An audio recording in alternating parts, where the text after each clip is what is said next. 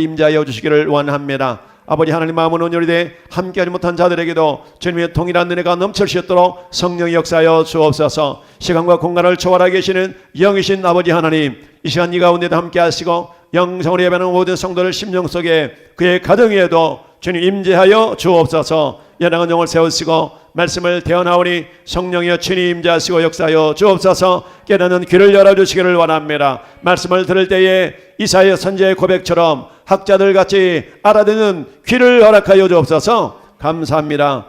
예수님의 이름으로 축복하며 기도드리옵나이다. 아멘. 하나님 말씀 고린도 후서 5장입니다. 고린도 후서 5장 1절에서 우리 10절까지. 고린도 후서 5장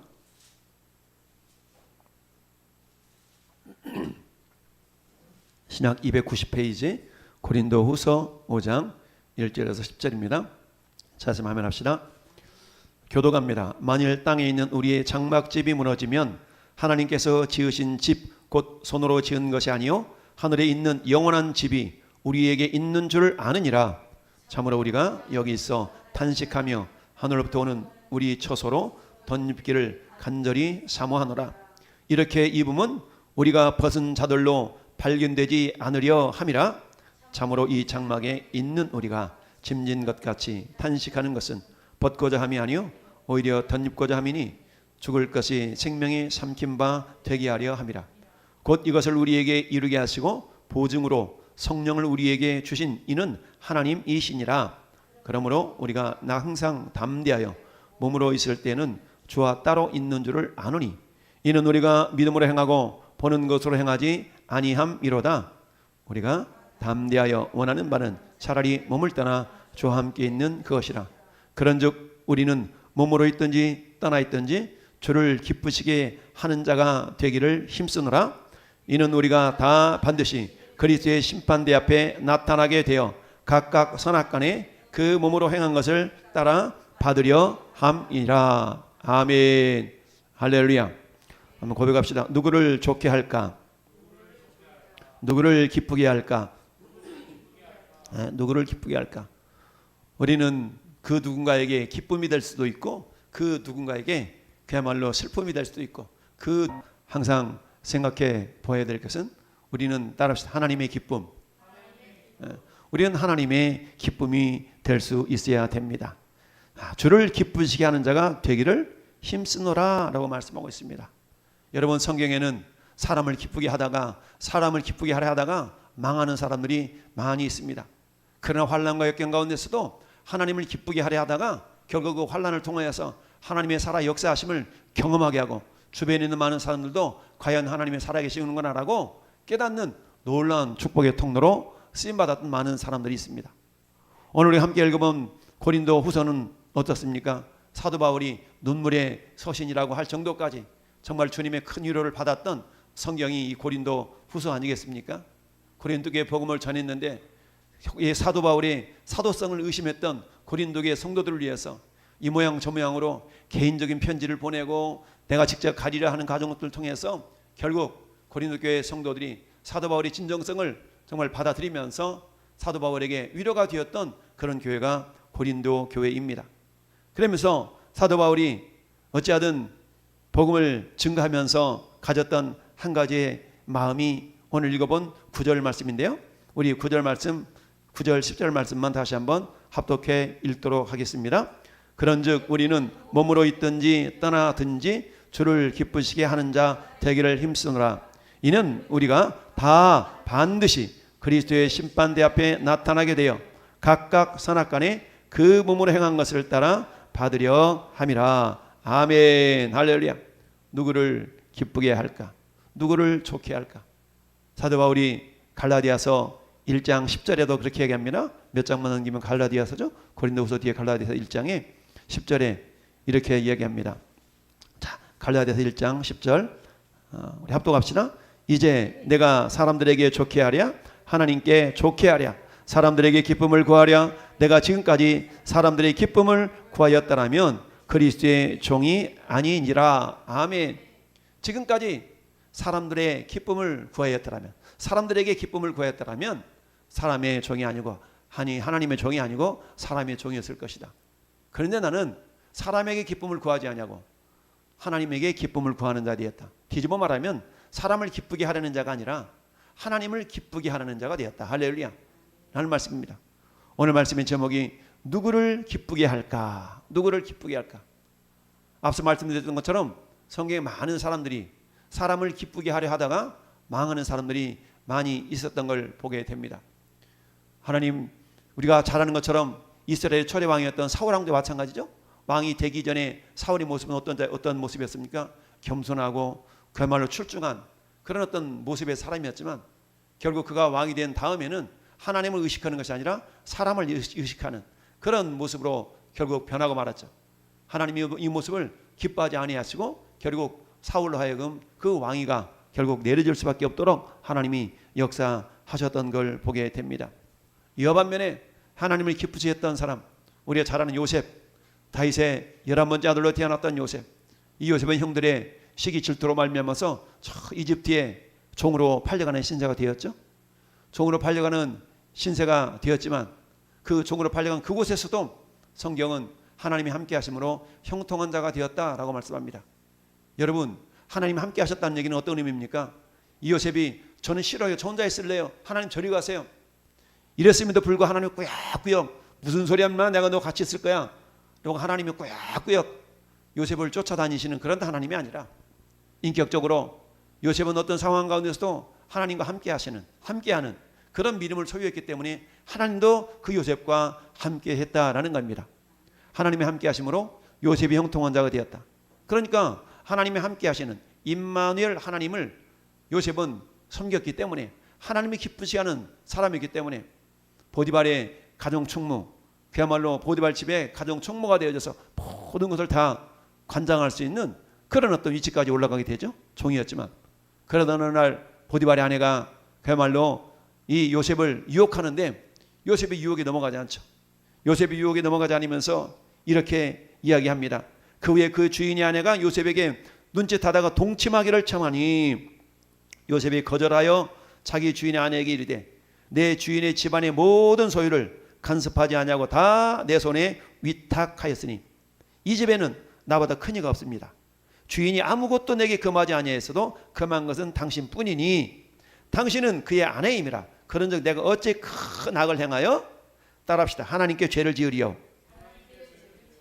악을 행하여서 당신 남편한테 악을 행하여 당신 남편한테 죄를 지으려라고 하지 아니하고 요셉은 당신에게 내가 악을 행하여서 어떻게 하나님께 죄를 지으려라고 고백을 하는 것을 보게 됩니다.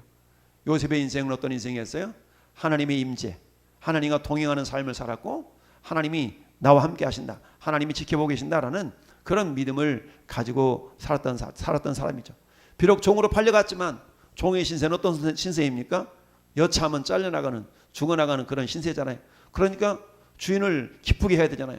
비록 여주인이라 할지라도 그 여주인의 요구에 응당 잘 들어서 그야말로 주인의 비위를 잘 맞춰야만이 어찌 보면 자기 목숨이 더 길게 갈 수도 있는 그런 아주 위태한 신세였지만 그러나 요셉은 사람을 두려워하지 아니하고 하나님을 경외하는 사람이었다. 할렐루야. 결국 그 일 때문에 애매하게 왕의 죄수들이 갇히는 그런 감옥에 갇히는 신세까지 되었지만 결국 하나님은 요셉에게 꿈을 해몽하는 권세를 주셔서 그 지혜를 주셔서 결국 바로 왕 앞에 서는 놀라운 그런 은혜를 경험하게 된 것을 보게 됩니다. 결국 사람을 기쁘게 하지 않냐고 하나님을 기쁘게 하려 했던 그 요셉을 하나님께서는 마침내 애굽의 이인자로 삼아 주셨던 걸 보게 됩니다. 할렐루야. 여러분뿐만 아니라 우리는 다니엘과 다니엘의 세 친구도 볼 수 있습니다. 다니엘과 다니엘의 세 친구는 남쪽 유다가 멸망당하는데 세 차례에 걸쳐서 포로로 끌려가게 됩니다. 1차, 2차, 3차로 포로로 끌려가는데 1차로 포로로 끌려가는 그 가운데 바벨론으로 포로로 끌려갔던 왕족. 다니엘도 왕족이잖아요. 그 친구들도 역시 왕족이었어. 왕족 친구들이니까 이 다니엘과 다니엘의 세 친구들이 바벨론에 끌려갔는데 이제는 뭐예요? 그도 역시 요셉처럼 종의 신세 아니겠습니까? 종의 신세이니까 종은 어때요? 주인이 시키는 대로 다 해야만 하는 그런 신세 아니겠어요? 그러나 하나님께서는 이 다니엘과 다니엘의 세 친구들에게 출중한 지혜를 주셔서 그 뭡니까? 바벨론 나라의 굉장한 일꾼으로 쓰임을 받게 되죠. 그러던 어느 날 느부갓네살 왕이 자기의 금신상을 두라 평지에 세우고 그야말로 낙성식에 온 나라 신하들을 다 불러 모아놓고 나팔을 불고 온갖 가지 악기를 다 동원할 때에 그 금신상 앞에 다 절하도록 했던 것. 그런데 다니엘과 다니엘의 세 친구들은 그 금신상 앞에 절하지 않았죠. 이것을 또 고깝게 보았던 신하들이 꼬질러 가지고 다니엘이 그 자리는 없었는가 모르지만 다니엘이 세 친구들이 불려나갑니다.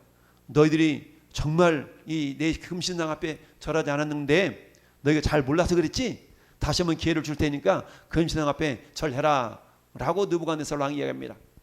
그러나 다니엘의 세 친구는 그렇게 얘기합니다. 이렇게 얘기하죠.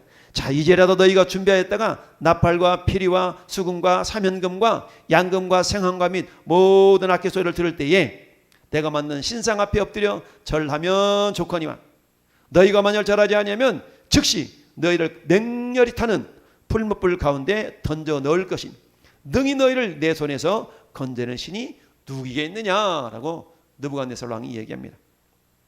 그러자 사드락과 메삭과 아벳느고가 이 다니엘의 세 친구가 왕에게 이렇게 대답합니다. 왕이여, 우리가 이 일에 대해서는 왕에게 대답할 필요가 없나이다.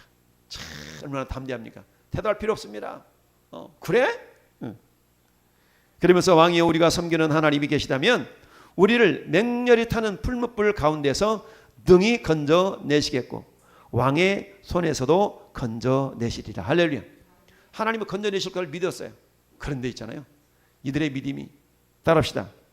그렇게 하지 아니하실지라도, 하나님이 건져내시지 않는다 할지라도, 하나님이 안 계신다든가 하나님을 돌보지 않는다는 그런 믿음이 아니라, 비록 하나님이 우리가 풀무불 가운데 던져지면 하나님 구해 주시겠지만 구해 주시지 않는다 할지라도 우리는 왕의 금신상 앞에 절하지 아니하겠나이다 라고 고백을 하고 있습니다. 할렐루야. 이야, 그랬더니 느부갓네살 왕이 얼굴빛이 변해가지고 이 풀무불의 세기를 7배나 세게 하라고 그러는데, 야, 그런 과정 속에 그 불을 지피는 사람이 얼마나 뜨거웠던지 그 사람이 타 죽었어.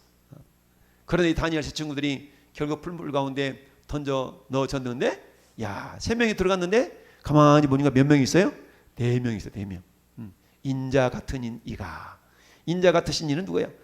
구약에 나타난 현현이라고 하잖아요. 나타나신 예수 그리스도. 예수님이 나타나셔서 다니엘 세 친구를 불꽃 가운데서 보호해 주신 겁니다. 할렐루야. 야, 죽으면 죽으리라. 그리 아니하실지라도 했더니 결국 하나님께서는 이들의 믿음을 보시고 결국 이들을 어때요? 불꽃 가운데서도 머리털 하나 타지 않도록 하나님이 지켜주셨더라. 다니엘은 어떻습니까? 다니엘은 왕의 도장에 찍힌 줄을 알고도 하루 3번씩 예루살렘을 향하여 열린 창으로 감사하며 기도했더라. 할렐루야. 때는 이때다. 또 이 다니엘을 고자질하지 않습니까? 사자굴이 집어넣는데 하나님께서 사자 입을 봉해가지고 그야말로 사자가 다니엘을 가만히 그야말로 포근하게 쉴 수 있는 그런 매트처럼 역할을 하던 하나님 역사하셨죠. 야, 이게 왜 그랬습니까?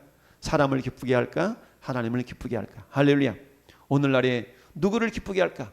대부분의 사람들은 자기의 상관, 자기를 바라보는 그 누군가를 위해서 열심히 충성하지 말라는 건 아니지만 하나님을 우리가 의식하지 않는 그런 삶을 살아가는 경우가 얼마나 많습니까? 그러나 다니엘은 종으로 팔려간 신세 가운데서도, 다니엘의 세 친구도 종으로 팔려간 신세 가운데서도, 여러분 뿐만 아니라 요셉도 종으로 팔려가는 신세 가운데서도 자기의 주인을 의식하고 의지하는 것이 아니라 오직 자기를 바라보시는 하나님만을 의지했던, 할렐루야, 그런 믿음의 담대한 사람이었던 걸 보게 됩니다. 이와 반면에 사울왕은 왕이었음에도 불구하고 하나님을 의식하고 자기를 왕으로 세워주신 그 하나님을 의식하지 아니하고 자기 백성들을 의식해서 아말렉과의 전투에서 모든 것들을 진멸하라 했던 하나님의 말씀을 순종하지 않는 그런 죄를 짓게 됩니다. 이와 반면에 다윗은 어땠습니까? 다윗은 그 사울왕이 자기를 죽이려고 온갖 가지 수를 다 동원해서 쫓아다니는 그 상황 가운데서도, 사울을 대적해서 이길 수 있는 상황에서도 불구하고 하나님이 기름 부음 받은 자를 자기 손으로 해할 수 없노라고 하면서 이리 피하고 저리 피하고 자기 몸은 고되죠.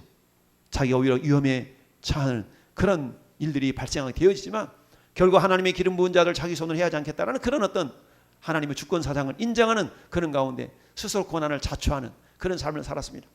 그 하나님은 그런 다윗에게 마침내 이스라엘의 왕이 되게 하시는 놀라운 은혜를 부어주셨던 걸 보게 됩니다. 여러분, 이처럼 성경에는 많은 믿음의 사람들이 누구를 기쁘게 할까? 사람을 기쁘게 할까? 하나님을 기쁘게 할까? 나는 그런 관심 속에서 우리가 읽어봤던 갈라디아서 1장 10절의 말씀도 사도 바울이 그렇게 얘기하지 않습니까? 내가 사람을 기쁘게 하랴, 사람에게서 기쁨을 취하랴, 하나님에게서 기쁨을 취하랴.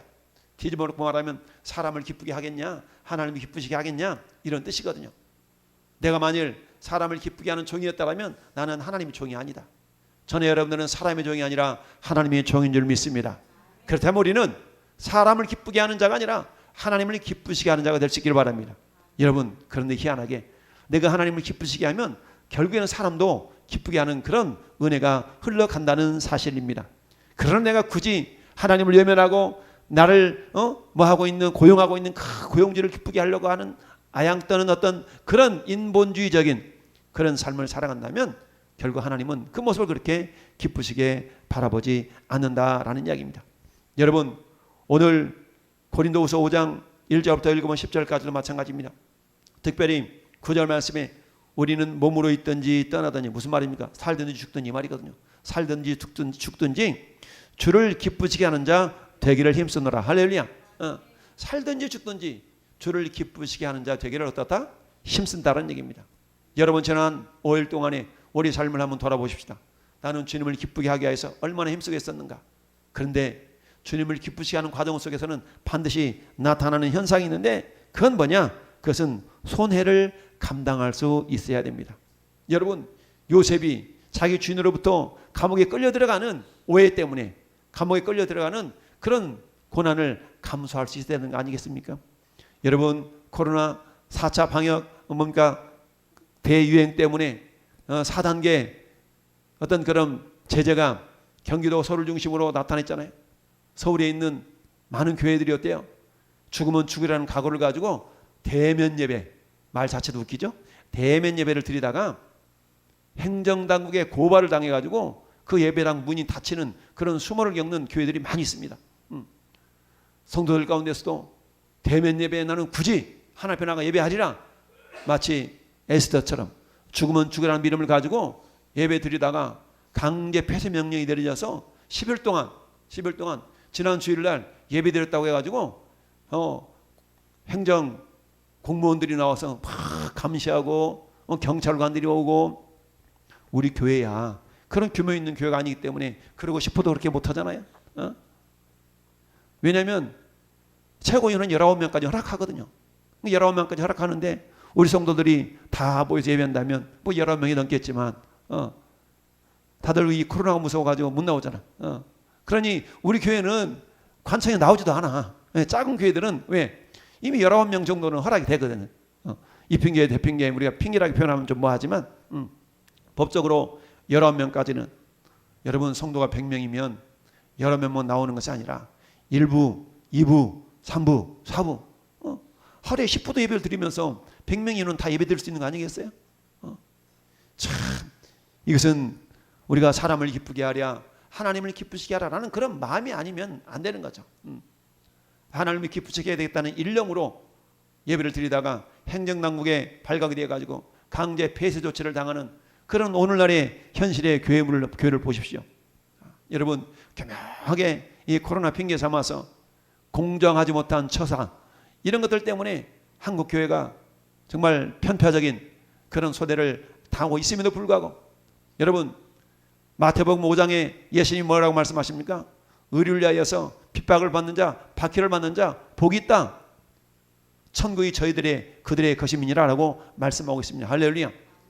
주님을 섬기는 것 때문에, 예배 드리는 것 때문에 예배당 문이 닫혀지고 정말 고발을 당하고 고소를 당하고 이런 조치들 때문에 무서워 겁이 나서 예배 드리기를 주저하고 있다면 과연 그 사람이 오늘 갈라디아서 1장 10절에 읽은 말씀처럼 내가 사람들에게 좋게 하랴 하나님에게 좋게 하랴 사람에게 기쁨을 구하랴 내가 지금까지 사람들의 기쁨을 구하였더라면 그리스도의 종이 아니니라. 할렐루야.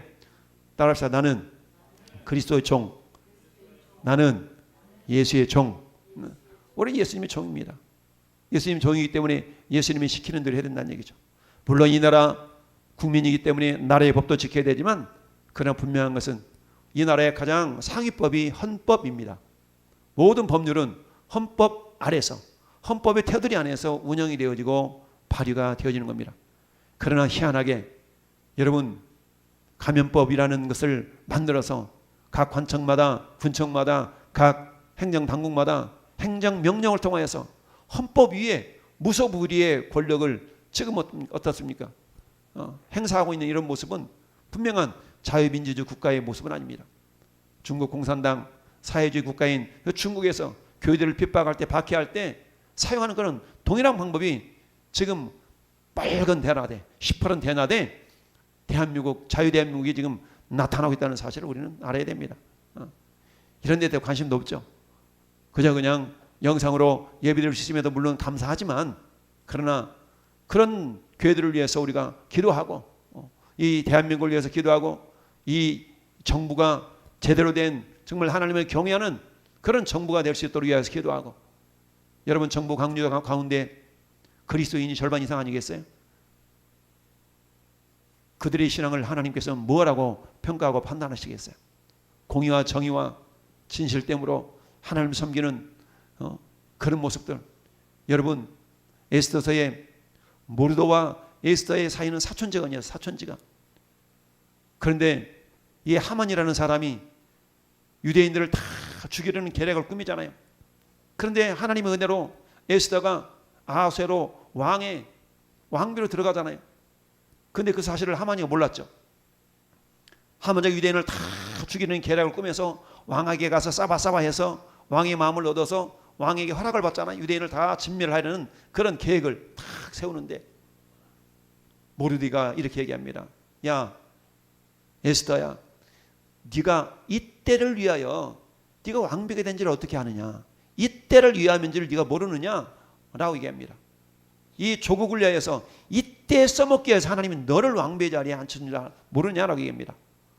너가 만약에 그 자리에서 우리 민족을 위하여서 정말 왕 앞에 그냥 나가면 죽는 법이었지만 그 법규를 어기고 죽으면 죽으리라는 그런 각오를 가지고 왕 앞에 가서 저 하만의 계략을 네가 깨뜨리지 못한다면 하나님은 다른 사람을 통해서 구원을 이루시겠지만 그 책임을 너한테는 물으실 것이다 라고 모르드기가 얘기합니다. 이 소리를 들었던 에스더가 모르드기에게 3일 동안 금식하고 기도를 중보 기도를 요청하잖아요. 그럼 어떻습니까? 죽으면 죽으리라. 그리고 기도하고 나갔더니 왕이 율례를 어기고 에스더를 살려주면서 결국은 역전의 현상이 나타났다는 것을 보게 됩니다. 할렐루야. 그렇습니다. 오늘 이 시대에 우리의 믿음을 어찌 보면 키즈라는 그런 시대다라고 우리는 생각해야 됩니다. 여러분 키즈할 때 저 시골 안하기 밭에서 콩을 키즈할 때 알곡은 키질 안으로 키 안으로 자꾸만 들어옵니다. 쭉정이는 까불려 나갑니다. 까불려 나가는 겁니다. 경계에서 나갈까 말까 이런 씨앗들이 있어요. 조금만 더 키질을 세게 하면 완전하게 연결지 않는 그런 쭉정이들은 그저 키 밖으로 까불려 나갈 수밖에 없어요. 까불려 나간 그런 쭉정이들은 어떻습니까? 다 불에 태워진다는 얘기죠. 여러분 오늘 시대에 우리의 믿음을 우리의 신앙을 점검해보는 아주 좋은 기회가 지금들의 요즘의 기회입니다. 하나님께서 오늘 저와 여러분들의 믿음을 찾는 겁니다. 너의 믿음이 어디 있느냐? 너의 믿음이 어디 있느냐라고 주님이 찾으시는 겁니다. 내가 너를 위하여서 나는 너를 위하여서 피 흘려 내 아들 예수를 죽였건만 내 아들을 죽이면서가 너를 사랑했건만 너는 나를 위하여서 무엇을 내게 내어줄 수 있겠느냐라고 주님 말씀하시는 겁니다. 오늘 사도 바울은 고린도 교회를 향해서 그렇게 말씀하고 있습니다. 몸으로 있든지 떠나든지. 무슨 말입니까? 죽든지 살든지 말 아니겠어요? 죽든지 살든지. 이처럼 우리가 주님을 기쁘시게 하려는 그런 사람들에게는 어때요? 고난을 고통을 감수할 수 있는 감당할 수 있는 믿음이 있지 않고서는 이와 같은 담대한 말을 행할 수가 없습니다. 고백할 수가 없습니다. 따라합시다. 좁은 길을 걸어야 한다. 그렇습니다. 예수님 마태복음 7장에서 좁은 문 좁은 길을 걸어가라고 말씀하고 있습니다. 분명히 이 코로나 시대에, 코로나 팬데믹 시대에 정상적으로 하나님을 갈망하며 하나님을 예배하는 그 성도들은 좁은 길을 걷는 성도인 줄 믿습니다. 하나님이 찾으시는 사람은 그런 사람을 찾고 있는 겁니다. 이처럼 좁은 길을 걷고 고난을 자초하고 그런 것도 어떻습니까? 야, 보니까 5장 1절 하반절에 뭐라고 말씀합니까? 만일 땅에 있는 우리의 장막집이 무너지면, 무슨 말입니까? 죽으면 이 말이거든요. 여러분, 코로나로 걸려서 죽을 수도 있어요. 그러나 만일 땅에 있는 우리 장막집이 무너지면, 죽으면 이 말이죠. 하나님께서 지으신 집, 곧 손으로 지은 것이 아니요 하늘에 있는 영원한 집이 우리에게 있는 줄 아느니라. 할렐루야. 이 영원한 집은 뭡니까? 따라합시다. 부활의 몸. 부활의 몸입니다. 결국 더 좋은 부활이 있음을 믿었기에 히브리서 11장에 그 믿음장에서는 어떤 여인들은 고난을 받되 구차의 고난을 피하려 하지 아니했다라고 말씀합니다. 왜요? 더 좋은 부활이 있음을 믿었기 때문입니다. 할렐루야. 이처럼 하나님께서 영원한 집, 부활의 몸이 있음을, 부활이 있음을 믿기 때문에 죽어도 다시 산다는 그 믿음이 있기 때문에 죽음을 두려워하지 않는 겁니다. 할렐루야. 죽음을 두려워하지 않는 그런 믿음으로 하나님을 경외할 때에 하나님이 기뻐하시는 것뿐만 아니라 여호와를 기뻐하라, 저가 내 마음의 소원을 내게 이루어 주시리로다. 할렐루야. 그러면서 어때요? 네 번째는 10절 말씀에 이는 우리가 다 반드시 그리스도의 심판대 앞에 나타나게 되어 각각 선악간에 그 몸으로 따라서 행한 것을 따라 받으려 함이라. 그렇습니다. 행한 것을 따라 받으려 함이라. 누가 하나님을 기쁘시 하는 그런 삶의 모습으로 이 코로나 시대에 나아갈 수가 있는 것인가? 라는 것을 우리가 돌아볼 수 있기를 바랍니다. 손해를 감당할 수 있어야 되겠고요. 좁은 길을 걸어야 되겠고요. 죽어도 다시 산다는 부활의 신앙이 있어야 되겠고요. 언젠가는 누구나가 다 반드시 하나님의 심판대 앞에 누구나가 다 서는 날이 있다라는 그 심판을 준비하는 종말론적인 신앙이 있지 않고서야 어떻습니까? 우리는 몸을 사리며 죽을까봐, 손해날까봐 다양한 모습으로 몸살이는 그런 모습으로 나갈 수밖에 없죠. 그러나 죽으면 죽으리라고 나갔던 많은 성경의 믿음의 선진들을 바라보면서 주님, 내 모습 가운데 저런 모습이 과연 몇 %나 있는가? 주님 돌아보기를 원합니다. 이 밤도 예배 자리에, 기도 자리에 하나님, 과연 나는 어떤 자세로 참여하고 있는가? 우리가 돌아보면서 하나님 한국교회를 살려주시고, 아버지 하나님 이 정부를 하나님 불쌍히 해주시고, 진정 하나님의 공의가 이 나라 위에 이 민족에 넘칠 수 있도록 성령 역사하여 주옵소서. 이를 위하여서 하나님, 우리의 믿음이 좁은 길을 걷는 믿음이요, 우리 믿음이 손해를 감당하는 믿음이요, 우리 믿음이 죽어도 다시 산다는 그 부활의 신앙을 가지고, 그리고 반드시 주님의 심판대 앞에 행한 대로 우리 하나님이 뭐 한다고 그랬습니다. 행한 것을 받으려 한다. 행한 대로 갚아주신 하나님, 그 하나님의 놀라신 은혜 앞에 저와 여러분들의 믿음이 인정받기를 예수님의 이름으로 축원합니다. 할렐루야. 약한